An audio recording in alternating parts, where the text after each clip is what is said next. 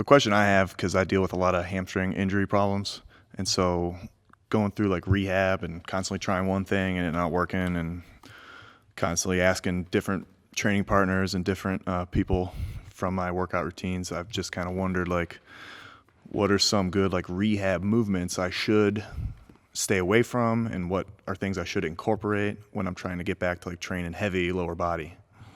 Let's step back a little bit. You're talking about reoccurring hamstring issues. Mm-hmm. So rather than, find different Band-Aids to put on it, let's see if we can figure out what's causing the thing in the first place. Mm-hmm. Tell me more about how the hamstring gets hurt, when it gets hurt. So primarily it'll happen like anytime I do explosive movement. So say I'm playing, it's happened a couple times playing like men's softball. Tell me the movement though. Running, jumping? It's happened sprinting to first base. It's happened chasing down a fly ball in the outfield.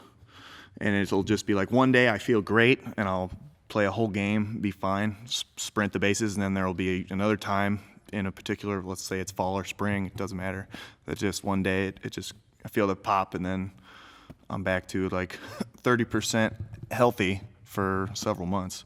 You ever heard it in the weight room? I have never heard it to the point where I was like, okay, I'm going to be done for a while, but I've definitely felt it getting tight and close to that point of no return, and then I'll just shut my workout down to avoid any sort of further injury. How long has this been going on? We're up over 2 years now. And what have you done to try to fix it? I've tried different stretching. I've tried inactivity altogether. I've tried different training styles where take time off of like heavy training and work for more reps. Those are probably the three. What's your ultimate goal here? Ultimate goal is to just not really have to worry about it anymore, being 25 years old, not having to worry about it. In the weight room or playing softball? Are you still going to play softball? I mean, I would like to be able to just go play softball once a week and not have to worry about hurting myself, and then still maintain a relatively heavy training schedule.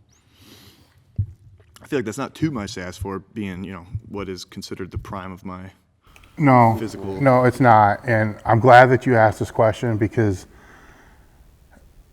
I think that, the answer I'm going to give isn't going to really be the answer that you're looking for, but I think it's an answer that people need to hear, because a lot of people like to step outside of their area of relevance or expertise to give advice. I'm not one to give anybody, rehab advice or injury prevention advice, especially when it's dealing with sports outside of the weight room. If it was a hamstring issue dealing with powerlifting or bodybuilding or something like that, I've been there, I've done that, I've gone through many types of scenarios to rehab that, but never in the sense of it being a hamstring issue during a sport activity of running, which is basically, you're basically doing a leg curl, is what you're doing. You're stepping out, hitting, pulling, and I don't know where that's popping. I don't know why it's popping. And so we're stepping outside of where my area of expertise would be. So what I will say is you have to find somebody that's not going to address the symptoms, but that's going to find the problem. So it can either be some type of kinetic chain or muscle firing issue. It can be some type of issue with your running technique. It could be a muscle imbalance. It could be a lot of different things, but to just go seek treatment after the fact isn't going to address what the main cause is. So from that standpoint, I really can't answer it. I mean, I can sit here and say, strengthen your hamstrings. All right, do glute ham raises, do this, do this, do this, do this, do that. But if the causation isn't because of that, let's say your hamstrings are already strong enough, but it's due to how your foot's planning when you're running or your running technique, then all we're doing is creating a stronger environment or a stronger force to tear a hamstring even more so. You see what I'm saying? So we can make it really fucking strong so the next time you plant and pull through, we tear the fucker completely off. Yeah. All right, or we can find out what the actual problem is. So from that, I would look for somebody that's got, a background in rehabilitation of athletes, especially field athletes, but I would say field athletes, but then has some kind of knowledge in, the weight room. But that's where it's happening, is on the field. So if you were to say, look, I'm never going to step on the field again, I don't want to play softball again, I could probably be a little bit more help, because then we're going to pull it all back into the weight room, which is different than running is. So from that, find somebody that knows what the hell they're doing.